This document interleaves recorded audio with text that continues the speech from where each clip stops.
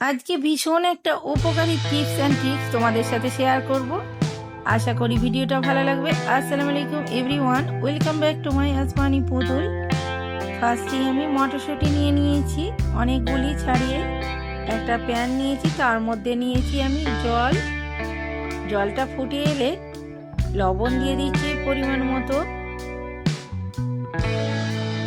সামান্য একটু চিনি ইউজ করছি।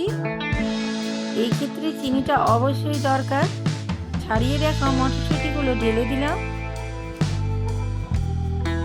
এইভাবে ঢেলে দিয়ে হালকা হাতে নেড়ে দিচ্ছি। দু একবার নেড়ে দিলে খুব ভালো লাগবে। এই পর্যায়ে একটা জিনিস লক্ষ্য করবে ফ্রেন্ডস, মটরশুঁটিগুলো যখন 50% হয়ে আসবে তখন কিন্তু প্রত্যেকটা মটরশুঁটি ডুবে আছে জলের মধ্যে, ওগুলো একটা করে উপর দিকে ভেসে উঠবে। লক্ষ্য করে দেখো কতটা সুন্দরভাবে উপর দিকে ভেসে ভেসে আসছে। এইভাবে প্রত্যেকটা মটরশুঁটিগুলো উপর দিকে ভেসে যাবে।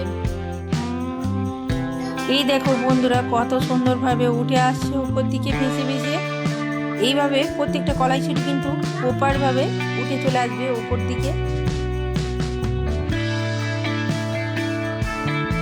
একটু লক্ষ্য করলেই বুঝতে পারবে। কিন্তু হালকা হাতে এইভাবে নেড়ে চেড়ে নিচ্ছি, খুব ভালো করে নেড়ে চেড়ে নেব। আবারও 10 মিনিটের মতো আরও ঢাকনা দিয়ে কুক করে নিচ্ছি, কারণ অনেক দিন যাবত সংরক্ষণ করা যাবে এটা। এই টিপসটা অবলম্বন করলে আপনারা মটরশুঁটি যে কোনো সময় যে কোনো জিনিসের সাথে এর স্বাদ নিতে পারবেন।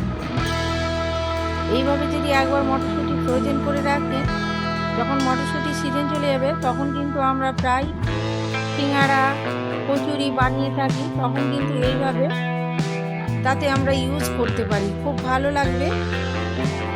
আর এটা অবশ্যই অনেক দিন থাকবে, খুব ভালো থাকবে। আমি আরও কিছু বরফের কিউব দিয়ে দিচ্ছি, খুব ভালো করে ঠান্ডা হয়ে যাবে। আমি এইভাবে দিয়ে নিচ্ছি আর ছেঁকে তুলে নেবো। এবার ঠান্ডা হয়ে গেছে, বরফগুলো গলে গেছে। একটা সাদা কাপড়ে, পরিষ্কার পরিচ্ছন্ন কাপড়ের মধ্যে আমি এগুলো জল ঝরিয়ে শুকাতে দিয়ে দেবো। এটা ফ্যানের বাতাসে হলে 2 দিন ধরে শুকাতে অবশ্যই হবে। আর না হলে রোদ্রে যদি দাও তাহলে রোদ্রের মধ্যে কয়েক ঘন্টা গেলেই শুকিয়ে যাবে।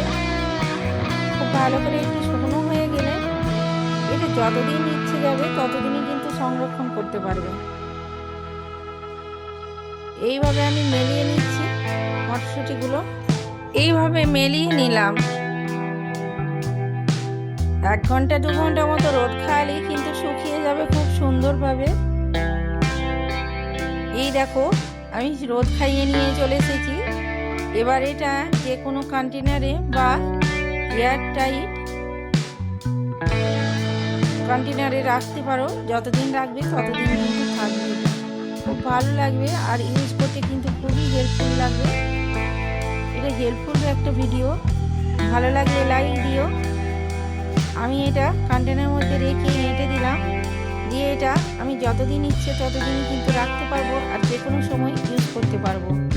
সমস্যা বলো, কচুরি বলো, সবেতেই। ভিডিওটা যদি হেল্পফুল হয়ে থাকে লাইক দিতে বলো না, কমেন্টে জানিও কেমন লাগলো। আজকের মতো এই পর্যন্তই। আল্লাহ হাফিজ, টাটা।